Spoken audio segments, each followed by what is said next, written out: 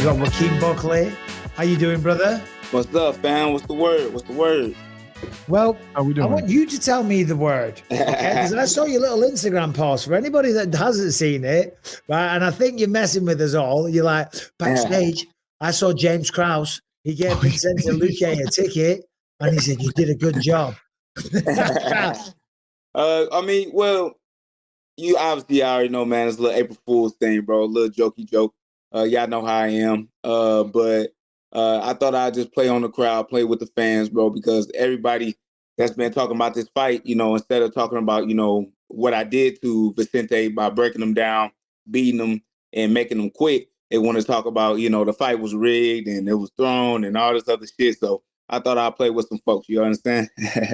I love the commitment to still taking jabs at James Krause. Yeah. Got to. I mean, he kind of popped up. He kind of popped up back out of nowhere. They had like a little Facebook post or a little, you know, something that he had brought out, speaking out, you know, since this whole little incident had happened. So I said, might as well, you know. Shit, I don't forget. You don't like James Krause? You guys not get along? It's not the point that I don't like anybody, but, you know, I just don't forget, you know. Okay. Anyway, never mind that. Never mind. You got. I forgot it was April Fool's as well, Anthony. We'll talk about that when we're done with Joaquin. So Vicente Luque, biggest fight of your career, biggest win by far, fantastic stoppage. I think it was very foolish of him to pull guard the way that he did. I thought you looked tremendous though, Joaquin. I've said this to you many times, man. You have all the ability in the world. You got bags and bags and bags of potential. But just give me your general thoughts on the fight now that the dust has settled a bit. Well, the thing about it is that I knew that Vicente taking this fight, you know, was a big deal because at the end of the day, I wasn't a ranked opponent. I wasn't somebody that was on the, you know, welterweight radar at the point. So for Vicente, I knew that he knew this was a very dangerous fight, especially with the stylistic styles that matched up. But with him taking it, I'm already knowing that, you know, that he was confident enough to do what he needed to do against me, right? That he felt like he could beat me if he signed this fight. When he lost to Jeff Neal, man, y'all already know the condition that he was in. He had that brain bleed, right? I'm not gonna lie to y'all, like I really kind of felt bad, you know, leading up to it. I really wanted to kind of show that man some mercy, you know, going into that cage. And I was actually looking to try to get my first little submission, you hear me? I was gonna try to go down there, you know, take him down and get him out because, you know, even though Vicente is a black belt, he gives up his back a lot. And a lot of people don't know that, you know, my jiu-jitsu is really good. I only show it in training, I only show it in the gym. Haven't really gotten a chance to highlight that. But, you know, I was going to try to show that man some mercy by not trying to put so many bad boxing combinations on him and striking on him. And I was going to try to take him down and submit Vicente and get him out of there. But, you know, unfortunately, his coach gave me a little bit more motivation to go out there and put his lights out, you know. So now you know, I'm coming for all kill clips. What did the coach say? How did he motivate? It ain't what he said, it's what he did. What'd he do? So, you know, funny enough, so when we was out there at the hotel, you know, where, you know, all the fighters are, I wanted to go check my weight to make sure, you know, we was good on the official weigh-ins. And Henry Hoof was downstairs by himself. It wasn't around Vicente, you know, the rest of the team. It was just him. So we ended up crossing paths. Now, when we first met each other, it was all love and respect. He like, hey, man, good luck. Both you warriors, whoop, you know what I mean? Put on a good fight, you know? So just the regular norm. But this time, a day before the fight, you know, going into tomorrow, he looks at us and he does this. Oh. Right? And he continues to walk away and don't say nothing. And that twitched my whole mentality. I was like, all right, yeah. I'm finna put your boy down now, right? Because essentially he telling me like, yeah, we're gonna knock you out tomorrow. That's crazy. That's how I read that. Yeah, that's crazy. Before I move on, I got a bunch of other things I want to talk to you about, but I feel like you've done a pretty good job since the fight of highlighting, maybe not even Vicente like the person, but the position that he holds in the UFC as far as being a ranked guy, giving a guy an opportunity to come up. And I think that's something that I've always done. Like, I'll fight anybody. Like, it doesn't matter to me. I don't really care about the numbers, but I don't think that's how a lot of people in the rankings are. I think that's a big deal to give someone an opportunity to move up instead of kind of just fighting other ranked people, and that kind of holds everyone else out. Yeah. I mean, well, it all depends. I feel like a lot of guys that's been in the ranking, right? If you only been able to do so much with your career, then you ain't got no other choice but to, try to give another guy another chance, But if you already steamrolling through guys in the ranking and you pursuing and you moving up the ladder, then obviously you should continue to fight ranked guys. But there's some guys that's in the ranking, that's been in the ranking that, that shouldn't be there, in my personal opinion. And sometimes, the UFC lets them stay up there so they can, promote a guy that they want to be in the rankings later on. And that's just my opinion about that. But you're right, though, but if you're a real fighter, you know what I'm saying, and you really want to make them checks, then you should fight whoever, no matter who it is. Who are those guys that don't deserve the ranking? Come on, Joaquin. Don't hold back. You said it. You said there's people that don't deserve the ranking. Now, I ain't gonna lie, though. Hold on. Before we even get there, though, I ain't gonna lie, though. You was right. I should have called this punk ass out when I was out there. You was so right, Bisping. I was trying to get you to call a name out. I'm trying to make viral moments. I'm trying to get you to maximize your moment. No. But you got to understand, I'm the viral king. I know how to go viral. But this time, I ain't gonna lie. You got me on this one. You definitely got me on this one. Because as much as I want to work with Anheuser-Busch, them being from St. Louis, I think it's going to be a minute before I get a comment back or a response back. But yeah, that promo video of me, the Kill Cliff Killer, me talking to you right there after knocking out Vicente Luque would have went crazy. So definitely dropped the bag on that one. I ain't even gonna lie. But just back on the response though, like Fiesta, is he still ranked? I don't know. Right now, I've got them in front of me right now. Chiesa is ranked number 15. I would assume, though, because Luque is number 11. Get him out of there. Hey, this ain't like a disrespect the thing. Like I'm not disrespecting these guys, right? I like these guys, but the guys that don't need to be in the ranking, I'm going to give it to you. So who else up there? Neil Magny? I think Neil's like 12. 12. He said, he's gone. He's gone. Who else we got? Right, no, hold on. I'll go through like the top ones and you say in or out, right? So Chiesa, get him out of here. He's a bum. Kevin Holland, what are we saying about Kev? Did he lose to somebody that was ranked? He just lost to Jack who did Michael Venom Page. Yeah, MVP. Was he ranked? Was Michael Venom Page ranked? No. Get him out of here. Yeah, he's a bum. He's a bum. Michael Page, he's now ranked at number 13. Hey, he deserves it. He's in. Neil Magny's 12. Out of here. We've been talking about He's a bum. Who else we got? Vicente Luque is 11. He's gone. Stephen Whoa. What you mean Vicente 11? I need to be there. Yeah, well, you're going to be there. That's tomorrow. That's your spot, Jamal. And then at number 10 is Jeff Neal, and 9, Wonderboy Thompson. That's good. I think the rest of the ranks is good right now. Okay. Yeah. 10 to 15 is fucked. That sounds like a lot of fun. Yeah. Not for me. If I'm you, that sounds like fun. To be honest with you, all those, I mean, I can't, because for me as a fighter, it doesn't matter who that guy is. And when I say it don't matter, I really mean that. A lot of other guys, they be saying that, but they be like, okay, yeah, let me skip over that guy though. Each one of these guys that's in the ranking can get that work, right? I really feel like, whoever wants to promote the fight and put up the biggest fight to help make it a main event and make it a 5-rounder, that's the person that I will value the most. But other than that, anybody can catch that work. And that should be shown throughout my career as a fighter. Having 12 fights, right? Having 6 finishes within the division and now having 8 wins. Like, bro, we turn up the game right now. Yeah, no, and you're getting better and better. That was a really mature performance on Saturday. It really was. You should be proud of yourself. You're doing big things. I think, getting those top 5 fights could be in your future. I really do feel like that, and I'm sure you do as well. Can you tell us a bit about your background, Joaquin? Growing up, what was life like? Where did Joaquin Buckley? We know you as the fighter today, but what was life like for you as a child? Life was simple. Life wasn't crazy. Had my mom, single mom who raised me up. Everywhere she went. I was her shadow. She showed me how to hustle, how to grind, when you don't have much and you use the resources around you. but I lost her at a young age as well when I was around 12, 11 years old, going to the middle school. So then I had my grandmother and my grandpa, Elmer Harris. And, they raised me up, to be a young, respectable kid.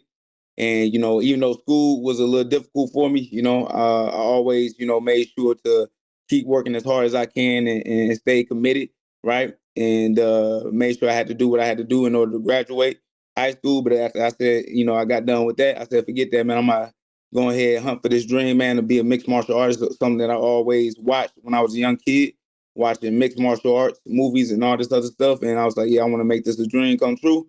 And then, when I turned 18, I actually had like 8 amateur fights, and I went pro right after that, like in a year. So I turned pro when I was 19, 20 years old. That's crazy. Yeah. Just a little short story. That's fast. Yeah, that's super quick fast. Story. Yeah. Can I just ask you? Sorry to interrupt. No, you're fine. Before we get off it, Joaquin, thank you for sharing that with us, and I'm sure that was a terrible time when your mother passed away at such a young age. I can only imagine what that does to a young man. That must have been just an awful dark time for you. Yeah. It was.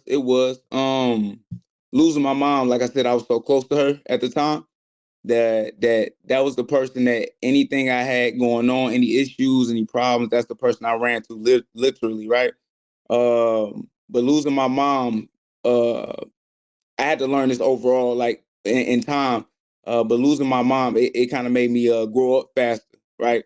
It had to make me more independent, be more of a man for myself, because I didn't have a father around. I didn't have a father figure necessarily around me full time. So I really had to, do things on my own and really learn how to be by myself at a young age. So it's not hard for me, when I'm like now as a grown man, as an adult, being able to go from place to place and be on my own and do what I need to do and really lock in, because I've been doing it since I've been a young kid. That could have been really easy to go the opposite direction, though. You know what I mean? Like people have catastrophic losses in their life, and sometimes it tears those kind of people down. And it seems like you used it as kind of motivation and fuel. Yeah. I guess my mom kind of not saying prepared me for her, being gone, but she said, I'm not going to be here forever. Right. Mm-hmm. She used to tell me that all the time. I'm not going to be here forever. So I need you to do these things when I'm not here, and realize that, whatever that you do, right, there'll be consequences for those actions. And I've always lived by those, by her words, Well, I'm sure that I'm not a religious man, so I can't sound like a hypocrite, but I'm sure if religion is true, she's up there and she's extremely goddamn proud. And I'm sure if she was alive today, she would be extremely proud of you. Joaquin. Thank you. I appreciate that, Mike. But even though myself, I'm not religious at all. I don't follow a Bible. I don't follow, certain doctrines and stuff like that. But I am a spiritual individual. I do believe that there's a higher power. I think there's something that created us, right? That's bigger than us. So, at the end of the day, even though you're not a religious person, as long as you're spiritual and you believe in something, at the end of the day, I think you're good. Yeah. I'm still undecided on all of that stuff, if I'm totally honest. But let's get to something a little bit more lighthearted. I hope Brian's going to edit this in post. I was saying before, Saturday, I went to the spa. I had a little sauna and stuff before I went and commentated. And the woman was saying, one of the fighters is by the pool. And I was arguing, saying, no, none of the fighters are. Well, I wasn't arguing. I was just politely disagreeing. I'm like, no, none of the fighters are going to be at the pool. Okay, they're focusing, they're locking in, right? And then I see it on social media. You're at the pool, putting on a show, having a whale of a time. Yeah. We just knew what we was capable of doing, and we knew exactly what we was going to do. See, me, like a lot of fighters, man, they get nervous. They be having anxiety. They be, like stressing about the night that they about to fight. But that's the exciting part. Like, that's the reward for all the work that we put in for months and months and months. This the reward to, like, actually show people, okay, hey, this is what I'm going to do to this guy, and I want you guys to come out and watch the show. So that was just a little promotion that I did, right before the fight, 4 hours before the fight, How long were you out there? I was out there for a short time. We just, got a workout in. That was it. Just a little shakeout. Nice. So I say about little 45 to an hour, 45 minutes to an hour. I saw you hitting pads, but then I saw another bit where everyone in the crowd and you were like giving it, you know, getting everybody going. Yeah. But you're absolutely right, Girls man. out there twerking, you know what I'm saying? Throwing that thing back. I was telling Anthony, there was some big old scantily clad people out there shaking their asses. You know, I was on the treadmill. I could stay there. I think I seen your post about it too. You seen some whales out there, but hey, big girls, big girls need love too. Big girls need love too, dog. Of course. Hey, I love a big girl. Come on, man. Let's go. You good? Or you want me to go? I got to ask this question.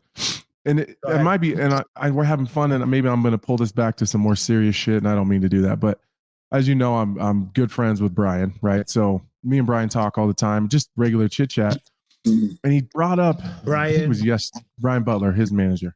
Yeah. So, you know, he's always told me that. So I look at you differently. Like I see a super dangerous guy. I see someone that could beat anybody in the division. He's getting better and better, especially with the weight class change. But it seems like you're upset that other people don't see that, which I totally understand. And like I get feeling disrespected from the media and stuff like that. And instead of coming on one of these shows and feeling like that, I thought it'd be a good opportunity for you just to talk about it and just say, like, what the hell's happening? Is it just you feel like you're being overlooked, or you're not getting the respect you deserve? Well, shoot, we can talk about it, right? Since you asked, right? Mm-hmm. And I appreciate that. You guys are fighters, so y'all know how it is. The biggest thing is when we go out there and we put on a performance of lifetime, and people still don't get the respect that we deserve, or they want to come out of the woodwork now and try to give us a little promotion and try to give us a little, love out of nowhere. It's just like, where was that when I've been working up the ranking, period. So I was just doing Ariel Helwani show, and to be honest with you, I'm not the biggest fan of Ariel, because when he be having fighters on, he be like setting them up with certain questions that could potentially, hurt a motherfucker's career if you say the wrong thing. Because at the end of the day, this is a business, right? Mm-hmm. And Ariel, he's great at what he does for his job, right? But for me, I feel like, he been enticing certain things within the industry that, like I said, can hurt certain fighters. What was I saying about the fighters in the UFC? A lot of things. What are you talking? I mean, tell me right now. I want to hear. Well, just with a lot of fighters, man. You've been in the business for a long time. Obviously, you have the respect what you do, and you do it very well. You got a lot of, I say, facts, right, that you keep down about the UFC and about different fighters. But me personally, I feel like when we come on your show, you try to use us as a weapon against the UFC, right? You use your platform, but you try to set us up low key, right? For real. With certain questions that fighters you already know, if we have those conversations and what we try to talk about could have us get in trouble with who we work for. But me personally, when it comes to me personally, why are you trying to talk to me now? When I did my kick, it was a beautiful situation. Everybody wanted to talk to me, right? But when I took an L, you know what I mean? Didn't hear anything from Ariel. But when I got a couple wins, didn't hear. It wasn't until I got Dust to get in my corner, right? To really, promote the fight, really get people, right, interested in it. Like, man, this dude got the survival tactics. This shit ain't gonna work, And guess what? It did, right? Got the win over Razak Hassan. The first thing he asked me before we got started, he was like, "Hey, you're not upset, are you?" And at first, I didn't really put two together. I was like, "No, why is that?" Oh, well, I haven't talked to you since, the kick and everything. So I just wanted to make sure, whatever. And I was like, well, no. And I even explained it myself, right? I was like, well, guys got to work their way up, so I understand it's just business and all this other stuff. But I realized after that, whole thing, I was like, he only talked to me because I had Dust in my corner. So he really with me whatsoever. And now that I'm on this win streak at 170, and I shouldn't have even taken the interview. I ain't even gonna stunt because it had me feel some way, and it had me out of character on this show, right? But I feel like most of the media, when they do not promote us in the light that we should, I really feel like they diminish who we are as a character, as human beings. And for me, like you said, people don't know who I am. People don't even know where I'm from necessarily.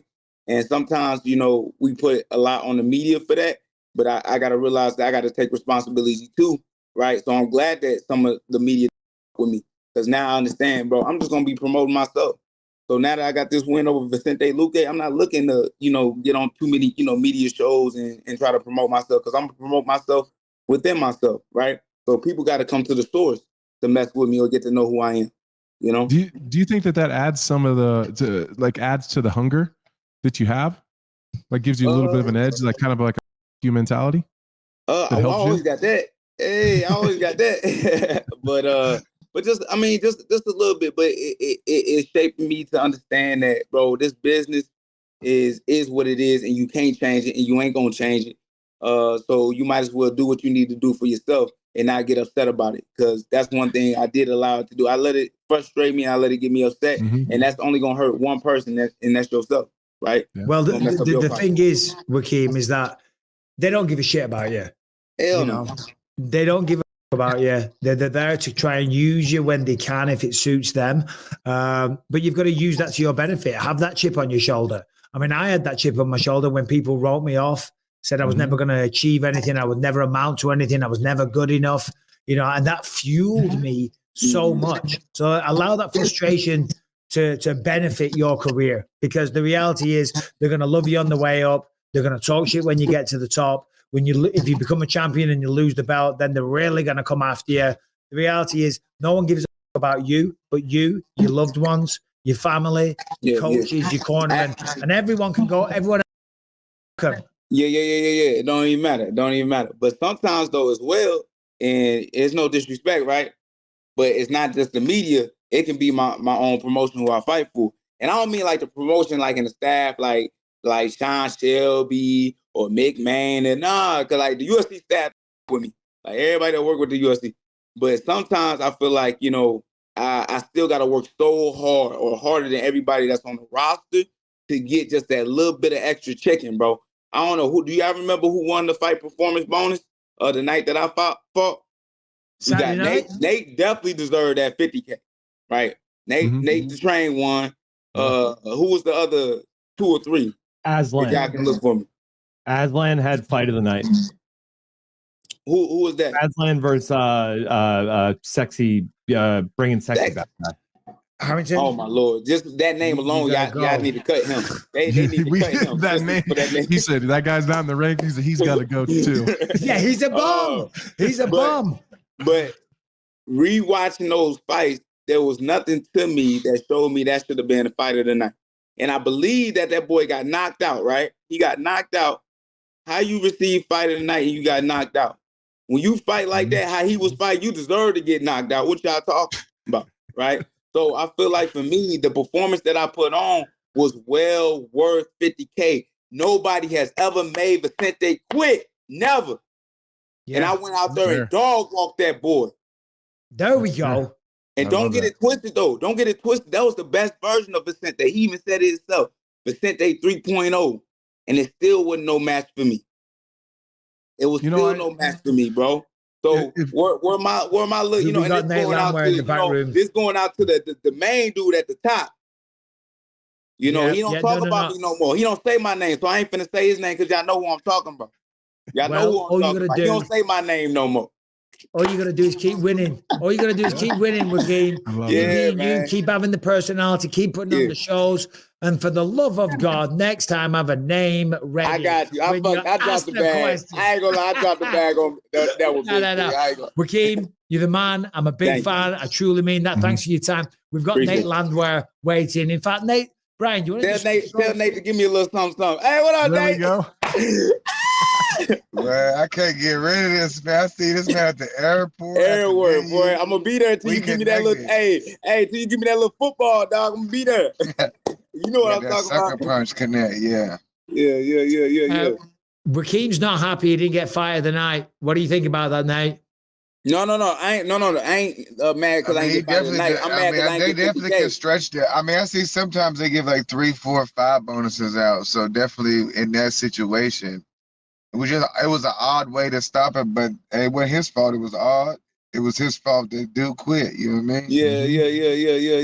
I bet I He could have made got him the quit. fight of the night and a bonus though. You know what I mean? See, y'all be trying to reward the other dude. I just want performance of the night and knockout of the night. That's it. Don't give him none. Don't get a He other said, you don't didn't get none for that. Yeah. Let me ask you this. So you guys saw each other at the airport. You fought Yeah. the same night. Yeah. You got any stories? We you can had share? dinner beforehand. You had dinner? Jeez, Yeah, you guys, ready you're to do like that sucker best punch friends. retreat. Yeah. You got a little story you can share from something behind the scenes that we might like to hear about? That's up to Nate. If he don't mind me giving the story, that's up to him though. Oh, you go ahead if you want to. Nate gave me a lot of motivation, man, leading up into my fight. So obviously, we backstage together, right? And usually at first I thought they put red corner and blue corner all in the same, vicinity, but they actually had us mixed up because he was red corner and I was blue corner. But regardless of that though, right? We was going out there, he was up next. So I was about to get my hands wrapped up and my man getting warmed up, you know what I'm saying? And we just talking, he's like, hey, bro, it's just another fist fight, And he said, bro, you already know. He said, man, I've been fighting since the first grade. I was like, nigga, I heard that. He said, man, I know this dude. Yeah, he stole my football, but I can't have it. This dude trying to take my football, man. Nah. It ain't finna be like that. I said, I feel you, dog. Go get your football back. And then my man said, hold up. He had to call his girl. Called his girl up. He said, hey, baby, I love you. I appreciate you. You know what I'm saying? Hey, we got that new money. No, we got that old money, but it's time to get that new money. All right? Baby needs some new shoes and all that. I was like, oh, man, that's straight lit. And then my man went out there, got that knockout on old buddy. Yeah, that shit was lit, man. I ain't gonna lie. So to see that leading up into the fight, boy, that was a lot of motivation. Hell yeah. Get your blood pumping. Yeah. Joaquin, we're going to let you go, brother. Thank you for your time. Let's do this again soon. All the best in your career. And congratulations. Appreciate y'all.